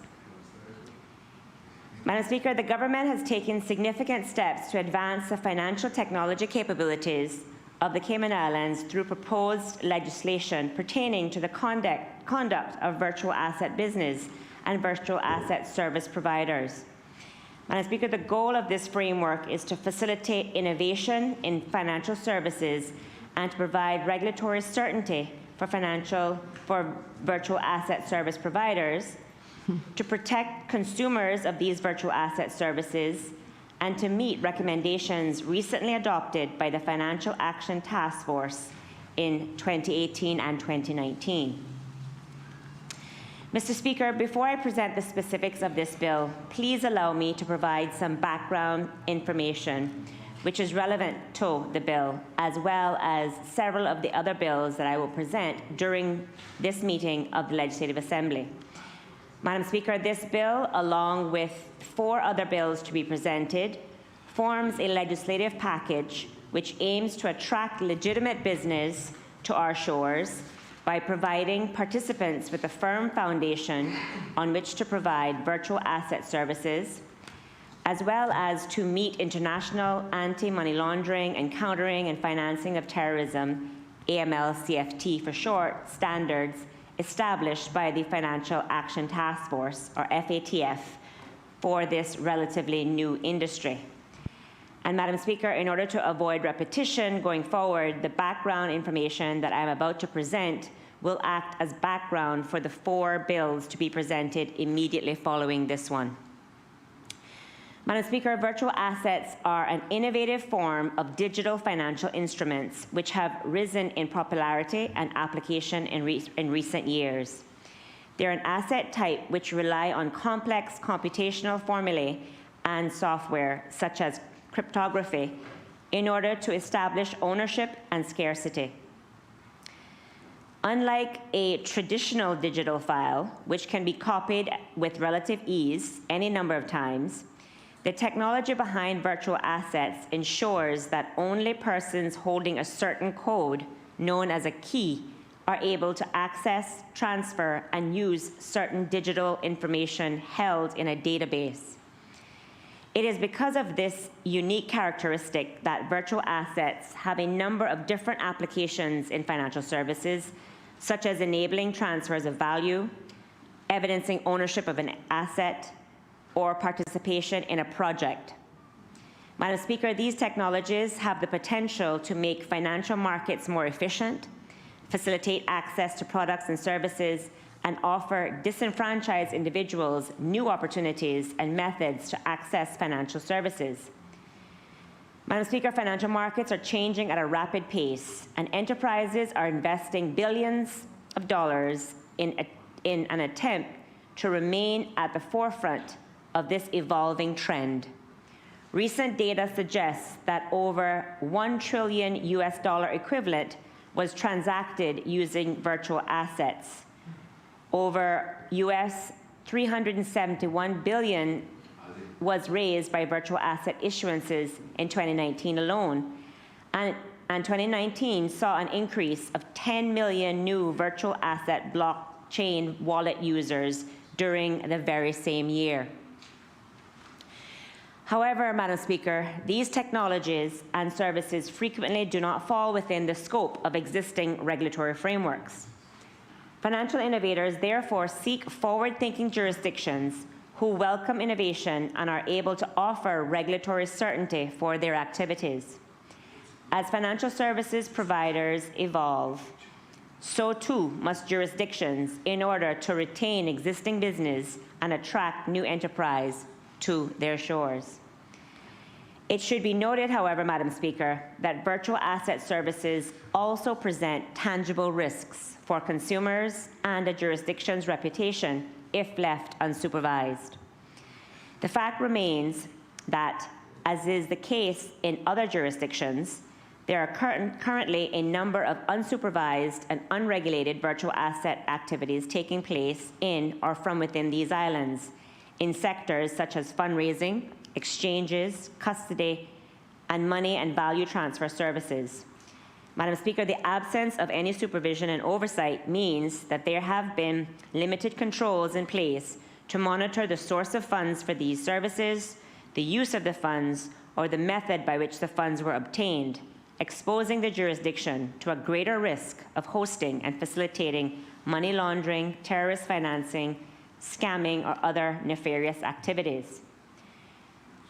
Madam Speaker, a regulatory framework for services that use new technologies like virtual assets is therefore critical for this jurisdiction's continued growth and success in the financial services sector. The FATF, which is the global standard setter for AML-CFT practices, adopted changes to Recommendation 15 in October 2018, which deals with the supervision of new technologies, and then later published guidance for a risk-based approach to virtual asset and virtual asset service providers in June 2019. Going forward, countries, including the Cayman Islands, will now be assessed against these standards. And I am pleased to say that this framework, along with the other related amendments to the anti-money laundering regulations and the proceeds of crime law, both of which the Honourable Attorney General can more readily speak to, seek to fully implement the standards of the FATF relating to virtual asset services. As such, this should put the Cayman Islands in a select list of compliant jurisdictions with the newly adopted FATF standards. And I should add, Madam Speaker, that this is particularly noteworthy as the new FATF standard and guidance was published after the CFATF's fourth round mutual evaluation review and report of the Cayman Islands was conducted and published in March 2019. And although there was no express recommended action contained in the fourth round mutual evaluation report pertaining to virtual assets as it applied to the Cayman Islands, the Cayman Islands has taken a proactive approach to addressing the new standard through the introduction of this legislative framework and will hopefully be recognized by the FATF for taking such action. Madam Speaker, the definitions used in the proposed legislation reflect the newly adopted changes by the FATF relating to virtual assets. In these bills, a virtual asset means a digital representation of value that can be digitally traded or transferred and can be used for payment or investment purposes. However, a virtual asset does not include digital fiat currencies such as digital representation of the US dollar or any other currency. Examples of virtual assets include Bitcoin, Ethereum, and what are commonly called crypto assets, digital assets, or cryptocurrencies. A virtual asset service means the business of providing one or more of the 5 core activities outlined in Clause 2 of the Virtual Asset Service Providers Bill 2020 for or on behalf of a third party. The activities include the exchange, safekeeping, and issuance of virtual assets. A virtual asset service provider is a person who is registered, licensed, or the holder of a waiver for same under the Virtual Asset Service Providers Bill 2020 in order to provide virtual asset services as a business or in the course of business in or from within the islands.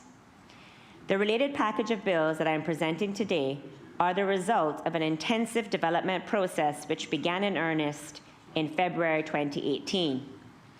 The Ministry for Financial Services and Home Affairs initially engaged the Digital Assets Working Group, a working group which was composed or comprised of an industry representative, personnel from the Department of Commerce and Investment, members of the Ministry of Financial Services and Home Affairs, and personnel of the Cayman Islands Monetary Authority, having had about 10 meetings that took place in 2018. The ministry also participated in meetings with the Financial Services Legislative Committee's FinTech Subcommittee, a group of industry participants involved in the virtual asset services sector, for an initial consultation on the proposed framework back in May of 2018. Later in October 2018, the FATF adopted changes to its recommendations, as I said earlier, which explicitly clarified that they apply to financial activities involving virtual assets, and also added 2 new definitions in the glossary, that being virtual asset and virtual asset service provider. The amended FATF Recommendation 15 required that virtual asset service providers be regulated for anti-money laundering and combating of financing of terrorism purposes, licensed or registered, and subject to effective systems for monitoring and supervision. Therefore, Madam Speaker, these newly published standards at that time significantly impacted the approach taken by the Ministry thereafter, and work thus began on the development of a new standalone piece of legislation which would incorporate the now established FATF standards. In June 2019, the FATF published their guidance for the supervision of virtual asset services, which provided the Ministry with further clarity on the AML-CFT global standards for virtual asset supervision. Although this bill contemplates and introduces a brand new regulatory regime, there are necessary interconnected effects and impacts on other regulatory laws, and thus there is a need to bring amendments to those laws simultaneously with the presentation of this bill. The Ministry sought to engage widely and extensively to ensure that the constituent parts of the framework have been contemplated and accounted for by the introduction of the new regulatory framework governing virtual assets. The bills have also undergone 3 rounds of consultation before being published in the Gazette on the 28th of April 2020, which triggered the further 21-day statutory consultation period thereafter. Madam Speaker, input from all stakeholders was duly considered by the Ministry and, where appropriate, incorporated into the bills before the House today.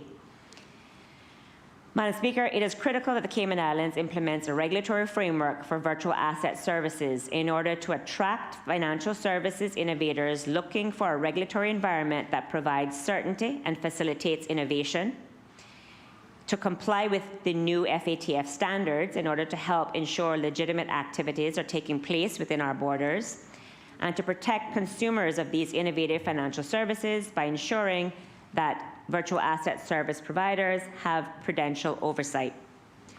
The proposed framework incorporates a new standalone law together with the amendments to the mutual funds, securities investment business, monetary authority, and stock exchange company laws.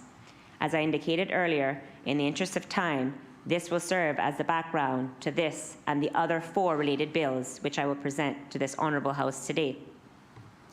Madam Speaker, looking specifically at the Virtual Asset Service Providers Bill 2020, this bill forms the core of the proposed framework. It creates a registration requirement for virtual asset service providers, which provides AML-CFT oversight, and a licensing requirement for the virtual asset custodians and virtual asset trading platforms, 2 activities which were identified as the highest source of prudential risk for users. Virtual assets may also be used in ways which are innovative and may not be adequately regulated by existing regulatory laws. So the bill therefore introduces a regulatory sandbox license, which allows the authority to place certain restrictions and covenants on the sandbox licensee in order to effectively supervise and observe the innovative service, delivery method, or technology. Madam Speaker, the license intends to speed up the adoption of the innovative technologies in the jurisdiction and to facilitate the identification of improvements which could be made to our regulatory laws to ensure they remain in line with the evolving global practices. In a fast-paced world of financial technology innovation, Madam Speaker, providing a regulatory regime that facilitates speed to market while determining appropriate regulatory requirements is key, and I dare say even more relevant and apt and necessary given the post or forever after COVID-19 world to come. Madam Speaker, this bill introduces a requirement for all persons and legal arrangements carrying on or who wish to carry on virtual asset services as a business or in the course of business to be registered or licensed before they can offer virtual asset services in or from within the islands. This requirement is in line with global standards, specifically, as I said, the FATF Recommendation 15, which states that at a minimum, these virtual asset service providers should be registered or licensed and supervised in the country in which they are created. Mr. Speaker, I would like to note that the requirement for licensing or registration only applies to persons or legal arrangements who as a business or in the course of business that provides virtual asset services for or on behalf of a third party. Individuals or persons are therefore not required to apply for registration or license if they are using virtual assets strictly for their own personal use.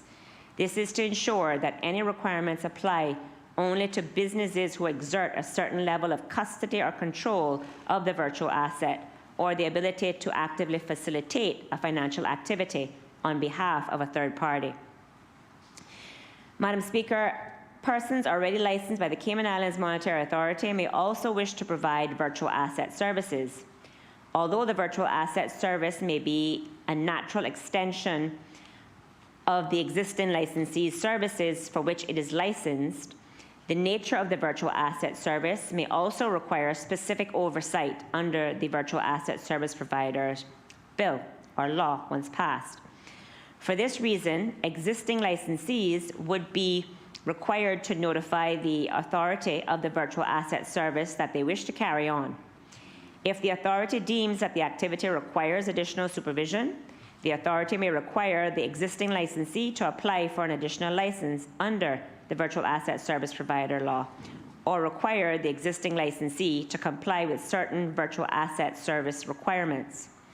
The intent of this notice is to ensure that existing licensees are effectively supervised if they provide virtual asset services without automatically imposing an additional licensing requirement under the Virtual Asset Service Provider law for all existing licensees who wish to offer virtual asset services.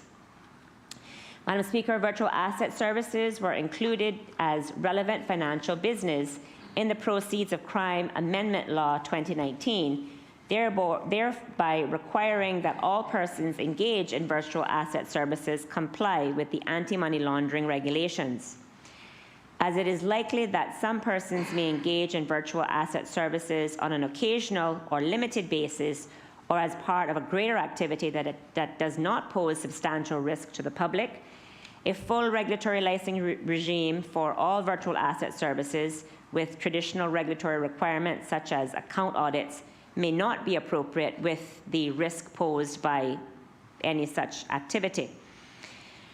The proposed framework, therefore, includes a registration regime for any virtual asset services that do not require a full license. This means that persons providing occasional virtual asset services, such as transfer of virtual assets, to their clients would only be required to register under this law. While registrants would not be subject to traditional prudential regulatory requirements, they would have to comply with the legal requirements and the anti-money laundering regulations. The bill requires registered persons to provide information to Sema on the service offered and the person providing it and notify the authority of any changes, comply with the anti-money laundering regulations, and provide an auditor's report on compliance with the AMLRs on request, abide with fit and proper requirements, including seeking the authority's approval for changes of ownership over the threshold and appointments of directors, ensure communications relating to the service is accurate and that reasonable steps are taken to protect client assets, and seek approval from the authority before issuing virtual assets for sale to the public, and to issue virtual assets via the trading platform that the issuance is over a certain threshold. Registration also grants the authority specific powers to enforce these requirements, as well as the ability to impose penalties and administrative fines on breach of any of these requirements. Virtual asset service licenses. Madam Speaker, although the framework will implement the FATF's AML-CFT standards, it is this government's position that an effective framework for virtual asset services should also include regulatory measures that protect consumers, investors, users, and our island's reputation and offer a firm foundation for the sector to grow. Through the work of the ministry, 2 virtual asset services have been identified that pose a higher risk to users that would benefit most from the Prudential regulation, that being virtual asset custodial services and virtual asset trading platforms. The prudential measures included in the proposed framework are centered around transparency, Madam Speaker, by requiring that important disclosures be made to clients on certain activities or elements of the service offered which may be relevant to them.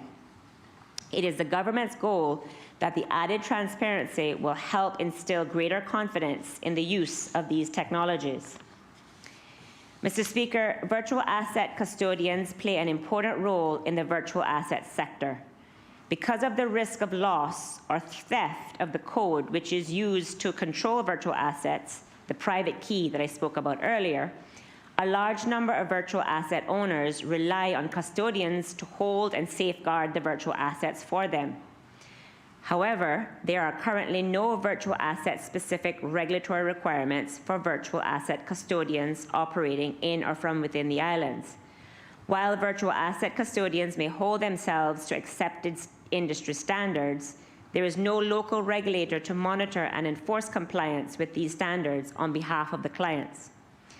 The bill therefore requires that virtual asset custodial services carried on in or from within the islands be provided by a persons licensed under the Virtual Asset Service Providers Law. The Virtual Asset Service License imposes minimum net worth requirements, necessary disclosures to clients, and requirements on the safekeeping of client assets, including but not limited to custody arrangements, segregation of assets, insurance requirements, and cybersecurity arrangements. Madam Speaker, the second virtual asset activity which requires a license under the proposed bill is the operation of virtual asset trading platforms. The virtual asset trading platforms are digital platforms that allow for the exchange and transfer of virtual assets. They are often the first and only point of contact for retail users of virtual assets. And because of the large amount of virtual assets under their control, trading platforms are prime targets for malicious actors. It is therefore important, Madam Speaker, that trading platforms provide, among other considerations, adequate disclosures to users and have proper policies and procedures for safekeeping assets or clearing and settling trades.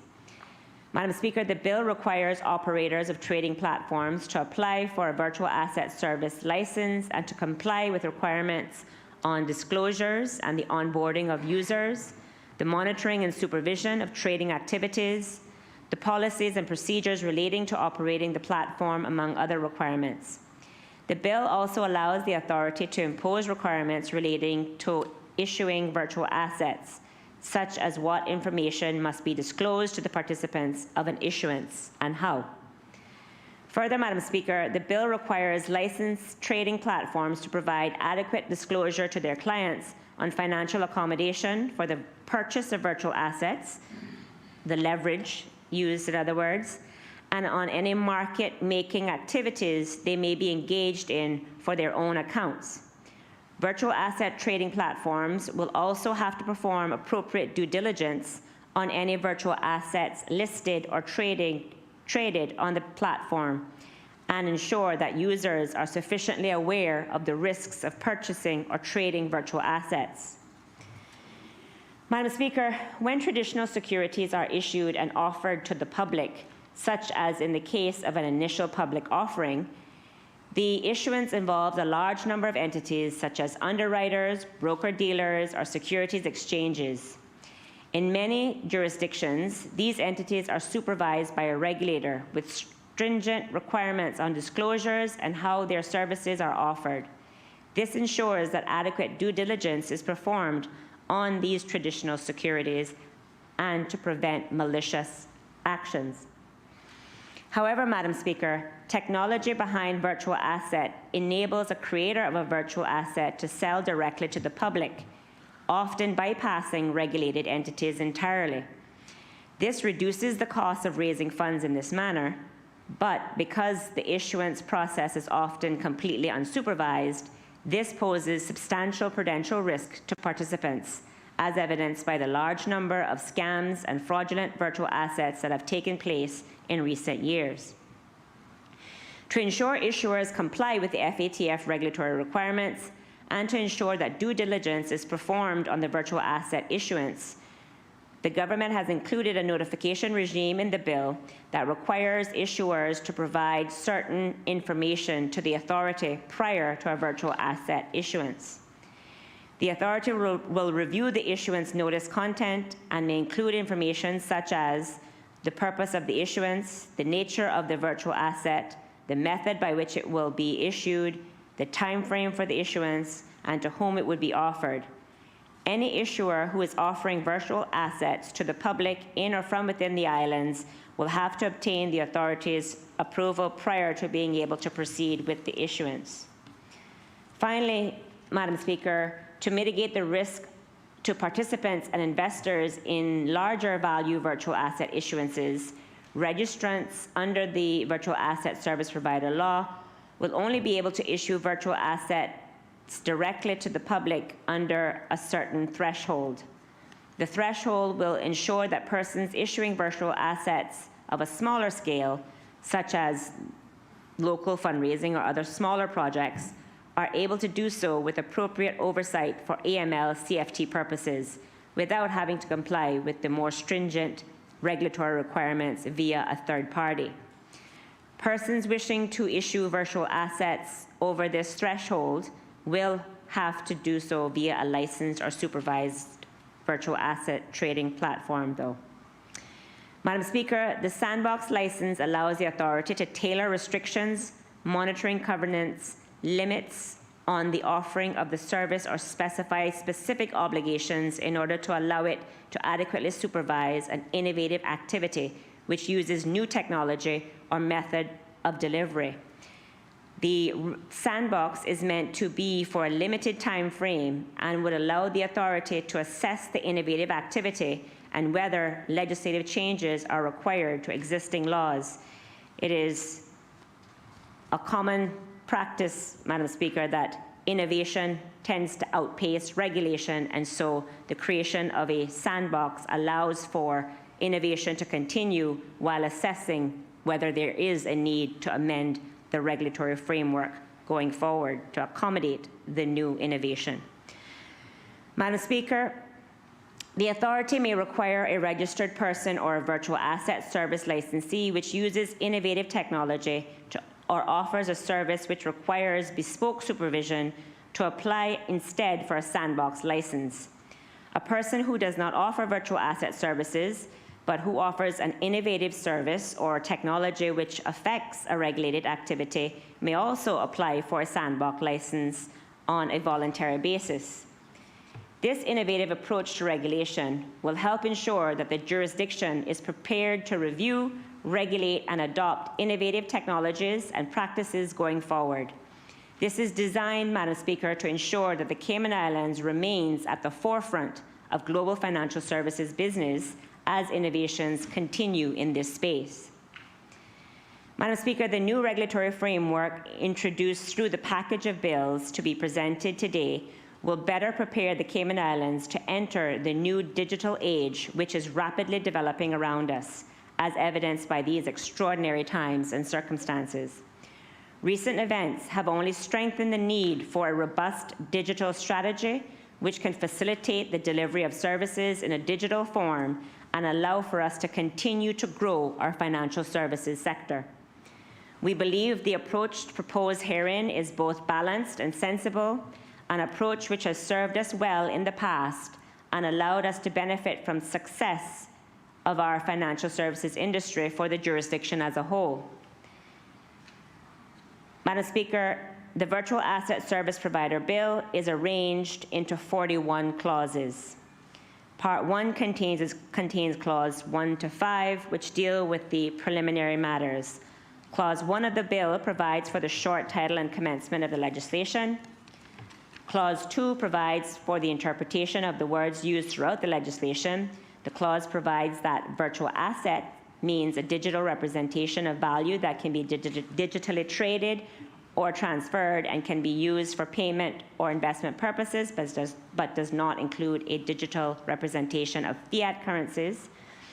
The clause also provides, among other definitions, for the definition of fintech service, a service that uses innovative technology to improve, change, or enhance financial services, issuance of virtual assets, the sale of newly created virtual assets to the public in or from within the islands in exchange for fiat currency, other virtual assets, or other consideration, but does not include the sale of virtual asset tokens. And virtual asset custodians, a licensee who provides virtual asset custody services in or from within the islands. Clause 3 provides for the meaning of the virtual asset service provider. Clause 4 provides for, among other things, the person shall not carry on or purport to carry on virtual asset services unless the person is registered, is licensed, is an existing licensee, or holds a Sandbox license. The clause provides that a natural person shall not carry on or purport to carry on virtual asset service as a business or in the course of business. Clause 5 provides for the fees that are payable by applicants for registration or license. The fees include non-refundable assessment fee and an application fee, which shall be within the prescribed range and shall be based on the size, scope, and complexity of the virtual asset service. Part 2 contains clauses 6 to 16, which deal with the registration and virtual asset licenses. Clause 6 sets out the procedure for the application for registration. A person who, not being an existing licensee and who, at the commencement of the law, is carrying on virtual asset service for which a license is not required, may apply to be a registered person. If a person engages in activities for which a license is required, the person commits an offense and is liable on conviction to a fine of $20,000. If they don't apply for the license, that is. Clause 7 provides for virtual asset issuances. A registered person shall not issue virtual assets directly to members of the public in excess of the prescribed threshold. It is a requirement that a registered person shall, prior to issuing virtual assets, submit an issuance request to the authority to obtain approval prior to issuance. Clause 8 provides for the application for a virtual asset service license. The persons who may apply for the virtual asset service license include persons who wish to provide virtual asset custody services, to operate a virtual asset trading platform, or persons who are at the commencement of this law is providing any of those services.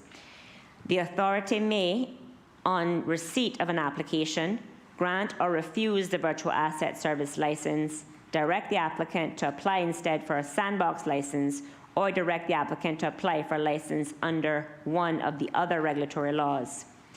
In making a determination on the application, the authority shall consider, among other things, whether the applicant has the necessary skills, knowledge, experience, facilities, adequate capital, and cybersecurity measures as appropriate, having regard to the size, scope, and complexity of the business. Where the authority grants a license, the authority shall publish notification of the grant of the license. The authority is required to keep a register of licensees that has the business address of the licensees and details of the activities that the licensee is permitted to carry on. The register shall be available for inspection by the public during normal working hours. Clause 9 sets out the general requirements for the virtual asset service providers. The virtual asset service provider is required, among other things, to comply with the laws relating to combating money laundering, terrorist financing, and proliferation financing, to ensure the accuracy of communications relating to the virtual asset service, to prepare annual accounts, to make the annual accounts available for inspection on request, and to ensure that senior officers, trustees, and beneficial owners are fit and proper persons, to secure the personal data and virtual assets of clients, and to have a registered office in the islands.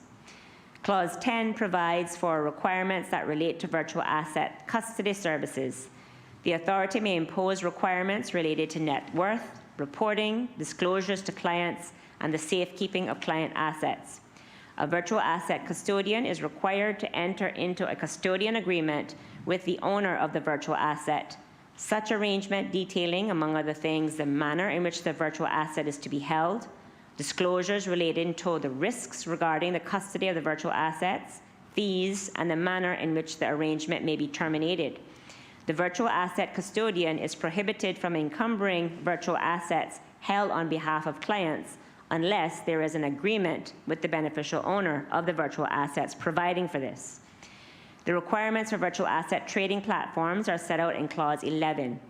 The requirements include the nature of the access that users may have to the platform, the types of virtual assets that may be traded on the platform, and the clearing and settlement process for transaction between buyers and sellers. The provision of financing for the purchase of virtual assets and controls to mitigate against money laundering, terrorist financing, and proliferation financing. Clause 12 provides that a licensee who operates a virtual asset trading platform may issue virtual assets on its own behalf that are over the prescribed threshold by submitting a virtual asset issuance request to the authority. On approval of the request, the authority may impose requirements relating to other things, or among other things, the information provided to the public relating to the issuance, including the disclosure of material risks associated with the virtual asset and the terms and conditions of the issuance. Clause 13 provides for Honourable Minister, I think this might be a good time for us to suspend proceedings for lunch. I ask that all members return to the chamber promptly at 2:15.